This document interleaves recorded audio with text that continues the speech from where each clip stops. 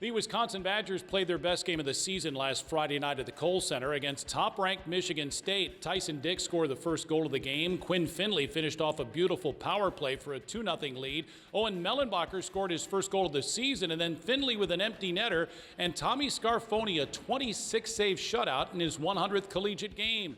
Then Saturday, the Badgers jumped out to a 2-0 lead. Owen Lindmark scored on a power play. Christian Fitzgerald converted early in the second, but the Spartans rallied. Wisconsin had chances in the third period and overtime, but Michigan State prevailed 3-2.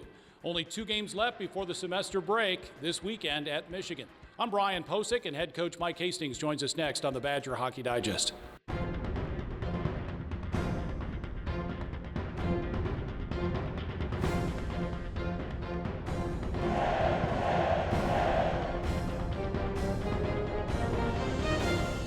The Badger Hockey Digest is presented by UW Health.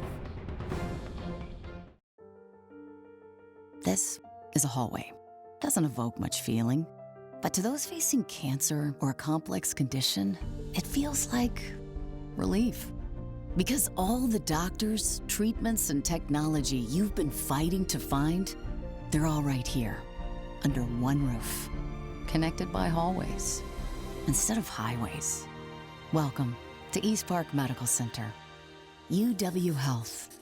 Remarkable.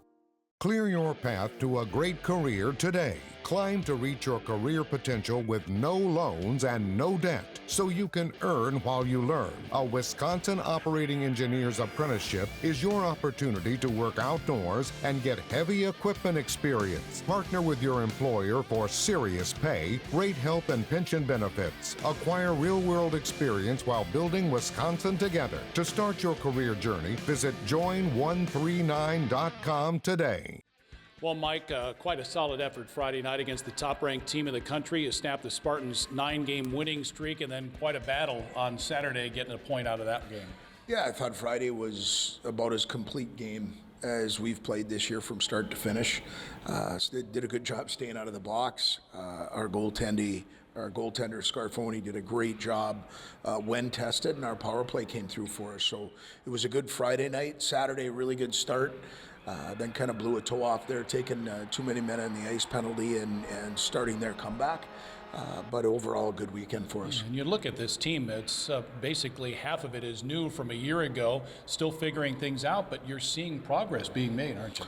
Yeah, better defensively, better offensively. Started to get some secondary scoring with Mellenbacher scoring his first one on Friday. And you know what? I thought Fitzgerald had one of his best games on Saturday. So if we can continue with that, with the usual suspects helping us offensively, Quinn Finley was, again, I think very productive this weekend, had a good weekend. We're going to need him and Morrissey and Mosley to do their job, and then continue to grow defensively. And Tommy Scarfone's been playing well too. He's kind of settled in as your number one guy, hasn't he? Yeah, he's given us a chance to win every night, and we didn't have that at the beginning of the season between our 2 goaltenders. And we were hoping that would be something that he'd be able to provide for us this year, and he has recently. Yeah, Tommy Scarfone played in his 100th collegiate game on Friday, earned his 60th career win and his 10th career shutout, his first blanking for the Badgers. Let's take 2 minutes with goaltender Tommy Scarfone.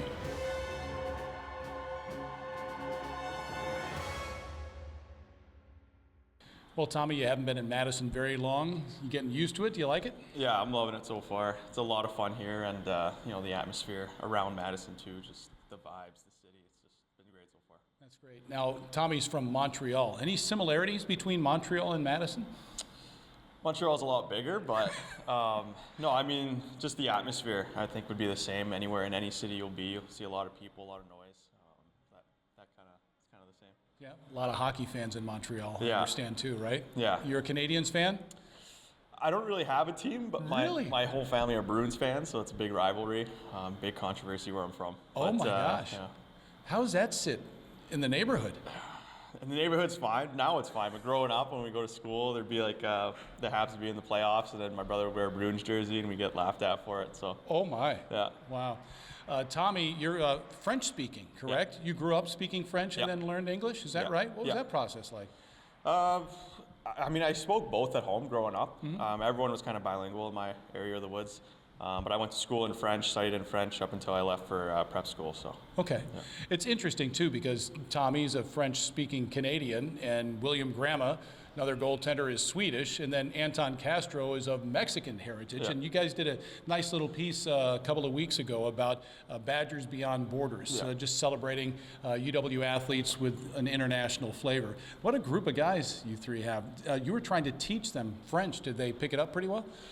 They tried. It was obviously a little hard. We all tried to teach each other a bit of our languages, but struggled a little bit, but I think we figured it out. Did you figure out Swedish or Spanish? I think I said it. The Swedish part I said well, but I don't know if I'll be able to repeat it. I need like a couple tries to get it right. Yeah. Tommy Scarfone is with us. 3 impressive years at RIT, and then you elected to transfer. Why? I wanted to transfer for my senior year, just to play in the top division in the NCAA, which is the Big Ten, and also experience a bigger school, bigger atmosphere, and put all the chances on my side to then eventually take the step to play pro hockey. So I think coming to Madison was the right choice for that. Certainly so, and playing Big Ten hockey too. You found out this is a pretty difficult league, isn't it? Yeah, I think what's cool about it is night in and night out. Anyone who you play in the Big Ten is going to be the best of the best of the NCAA, so you're always going to be facing top teams, ranked teams, and that's how you get better individually and as a team. Toyotathon is on. Now's the time to get an exciting new Toyota, like Camry. Wait, what? RAV4 Hybrid. Cool. Tundra, and more. Whoa. How'd you do that? Toyotathon magic. Right now, lease a new 2024 Tacoma for $279 a month. Or get 1.99% APR for 72 months on a tough new Tundra. 'Tis the season for Toyotathon. Toyota, let's go places.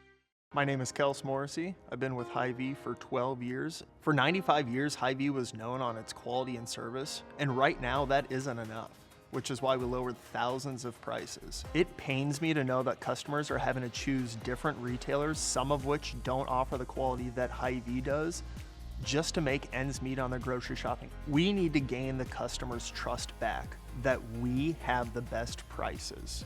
And I guarantee you that going forward, we will.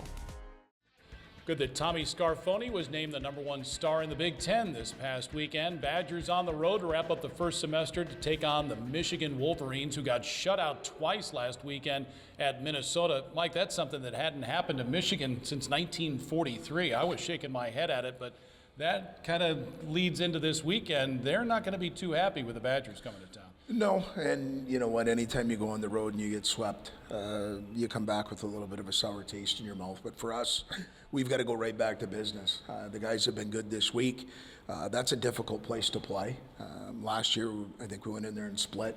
A little bit of a crazy game that I think there were 7 goals scored in the first, I think you said period. 20. Yeah. I mean, so things can happen in a hurry in that building. But for us, we really need to continue with this momentum and make a push here so we have a good finish to our first half. Yeah, and then Quinn Findlay, we've talked about him. He's got 11 goals, second most in the country.